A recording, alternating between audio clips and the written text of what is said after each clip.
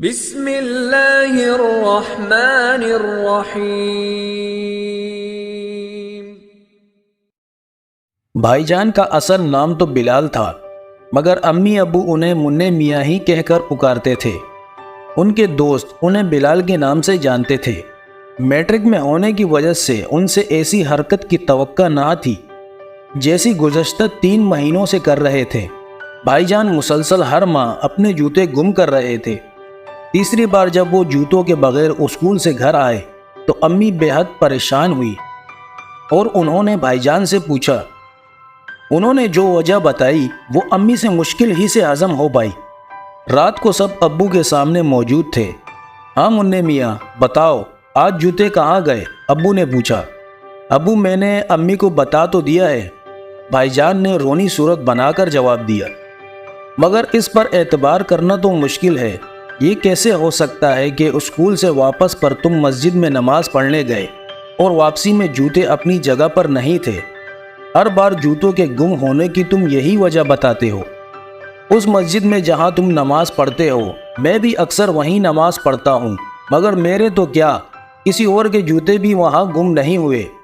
منّے میاں اصل بات بتاؤ، ہر بار ایک ہی بہانہ نہیں چلے گا۔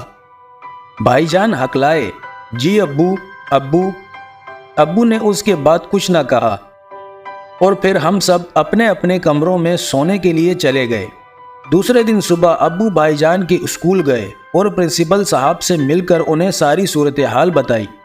پرنسپل صاحب نے کلاس ٹیچر سلطان صاحب کو بھی اپنے کمرے میں بلایا اور انہیں بھی تمام صورتحال سے آگاہ کیا۔ سلطان صاحب نے اس بارے میں اپنے مکمل تعاون کا یقین دلایا۔ ابو مطمئن ہو کر وہاں سے دفتر چلے گئے۔ سلطان صاحب دوبارہ اپنی کلاس میں گئے تو انہوں نے خود بھائی جان کو اپنے پاس بلا کر بڑی آہستگی کے ساتھ جوتوں کے گم ہونے کے بارے میں پوچھا، مگر بھائی جان یہاں بھی بات گول کر گئے۔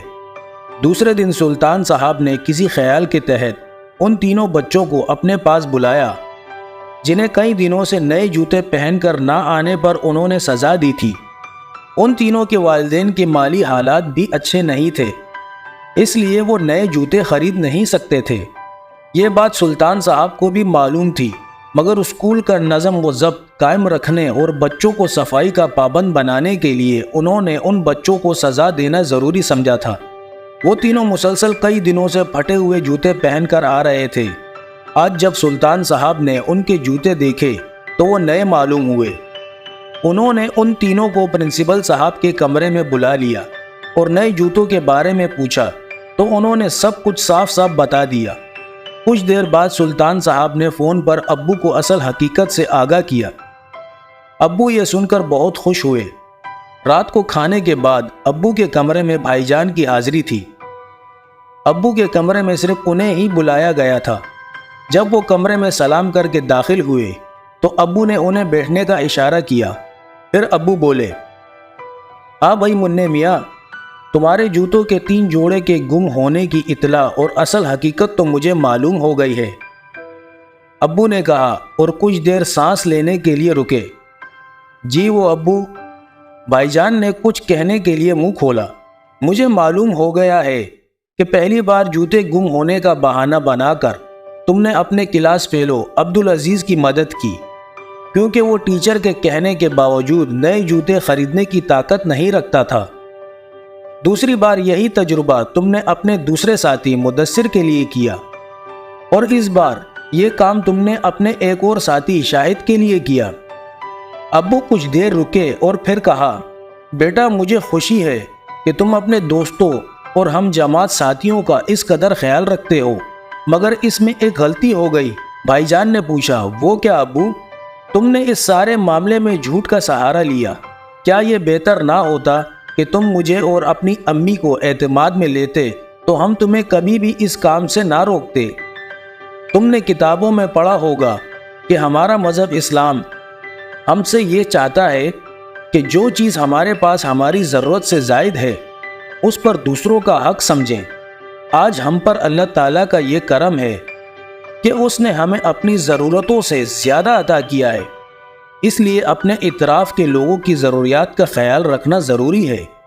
جی ابو، میں آئندہ خیال رکھوں گا۔ یہ کہتے ہوئے بھائی جان کو ایسا محسوس ہوا جیسے ان کے سر سے منو بوجھ اتر گیا۔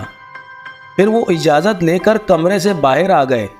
نیچے ہم سب ان کا بڑی بے چینی سے انتظار کر رہے تھے۔ مجھے اور امی کو یہ ڈر تھا کہ کہیں جوتوں والے معاملے پر ابو بھائی جان کو سزا نہ دے رہے ہوں، مگر بھائی جان کا پرسکون چہرہ دیکھ کر ہم خوش ہوئے، اور اس خوشی میں اس وقت مزید اضافہ ہوا جب بھائی جان نے جوتوں کے گم ہونے کی اصل حقیقت ہمیں بھی بتائی۔ یوں کئی دنوں سے زیر بحث رہنے والا جوتوں کا معاملہ بالآخر حل ہو گیا۔ پیارے دوستو، امید کرتا ہوں آج کی کہانی آپ لوگوں کو پسند آئی ہوگی۔ ویڈیو کو لائک کریں، دوستوں کے ساتھ شیئر کریں۔ ملتے ہیں اگلی ویڈیو میں۔ اللہ حافظ۔